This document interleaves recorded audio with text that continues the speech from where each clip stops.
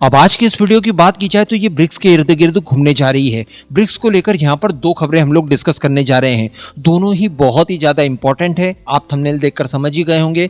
तो चलिए शुरुआत करते हैं। पहले बात कर ली जाए ब्रिक्स की एक मीटिंग को लेकर जो कि कंडक्ट हुई है अमेरिका के न्यूयॉर्क में। जी हाँ, ये बहुत ही बड़ा और एक अनोखा मामला देखने के लिए यहाँ पर मिला है। दरअसल हम सभी जानते हैं कि न्यूयॉर्क के अंदर इस समय UNGA का सत्र चल रहा है। सभी देशों के प्रतिनिधि वहां पर पहुंचे हैं। इस दौरान बताया ये जा रहा है कि ब्रिक्स देशों के जो फॉरेन मिनिस्टर्स हैं इन्होंने अपनी एक मीटिंग कंडक्ट की है अमेरिका के अंदर, जिसमें इनके कई सारे मुद्दे थे, जैसे कि विश्व शांति को स्थापित करना, इंटरनेशनल लॉज का पालन वगैरह करवाना और सबसे इंपॉर्टेंट UNSC के अंदर रिफॉर्म्स लाना। इन सभी मुद्दों को लेकर ब्रिक्स नेशंस के बीच में बड़ी लंबी चर्चा हुई है। लेकिन चर्चा जो हुई उससे आप छोड़ दीजिए, ये मीटिंग अमेरिका के अंदर कंडक्ट हुई है, इस बात को लेकर काफी ज्यादा खबरें पब्लिश हो रही है।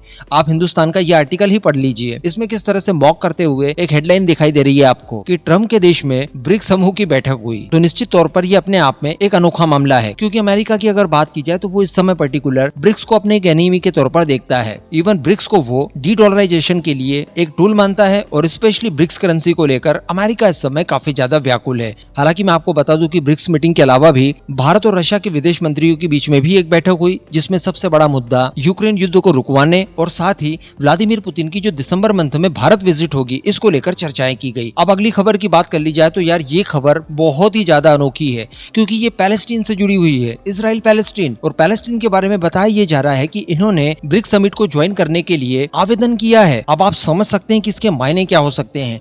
पैलेस्टीन वो हथियार है जिसका इस्तेमाल दुनिया भर के कई सारे देश अपना हित साधने के लिए करते हैं। अभी करंट सिनेरियोस की ही बात की जाए तो देखिए, एक विक्टिम कार्ड तो चल ही रहा है पैलेस्टीन का, साथ ही इस समय होड़ मची हुई है। ताकतवर और प्रभावशाली यूरोपियन देश लगातार एक के बाद एक पैलेस्टीन को रिकॉग्नाइज करते जा रहे हैं एज अ नेशन, जिसमें दो बड़े एग्जाम्पल आप ले सकते हैं, एक तो फ्रांस का और एक UK का। रिसेंटली इन दोनों ही देशों ने ब्रिक्स को एज अ नेशन रिकॉग्नाइज किया है और ये इजराइल के खिलाफ, डोनाल्ड ट्रंप के खिलाफ एक तरह के प्रतिरोध के रूप में देखा जा रहा है। अब यहाँ पर मैं आपको बता दूं कि एक चाइनीज डिप्लोमेट के द्वारा इस बात को कहा गया कि ब्रिक्स ज्वाइन करने के लिए पैलेस्टीन की तरफ से आवेदन किया गया है। इसके अलावा जो उन्होंने कहा वो ये था कि समान विचारधारा वाले सभी देशों का इसमें स्वागत है। अब यहाँ पर थोड़ा सा आप ये भी नोटिस कीजिए कि पैलेस्टीन को लेकर काफी लंबे समय से चाइना भयंकर राजनीति कर रहा है। इंटरनेशनल मंचों पर आप देखेंगे कि पैलेस्टीन को लेकर लगभग सभी मुद्दों पर चाइना अपना ब्लाइंड समर्थन दिए जा रहा है। इसके अलावा अगर बात की जाए रशिया की, तो रशिया का भी समर्थन पैलेस्टीन के साथ है।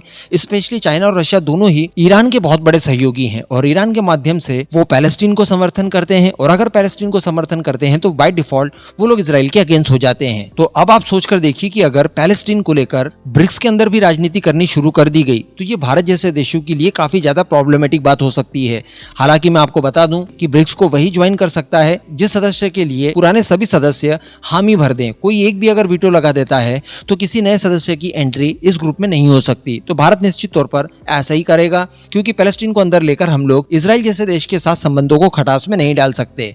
लेकिन निश्चित तौर पर राजनीति तो यहाँ पर भयंकर होगी। हालांकि चीनी राजदूत ने यह भी कहा है कि देखिए, फिलहाल की अगर बात की जाए तो Palestine as a guest member इस ग्रुप में शामिल होगा। उसके परमानेंट सदस्य बनने को लेकर फिलहाल कोई भी डिसीजन नहीं लिया गया है। तो यहाँ पर मैं आपका ओपिनियन जानना चाहूंगा इन दोनों खबरों के ऊपर। आप क्या मानते हैं, नीचे कमेंट करके जरूर बताइएगा।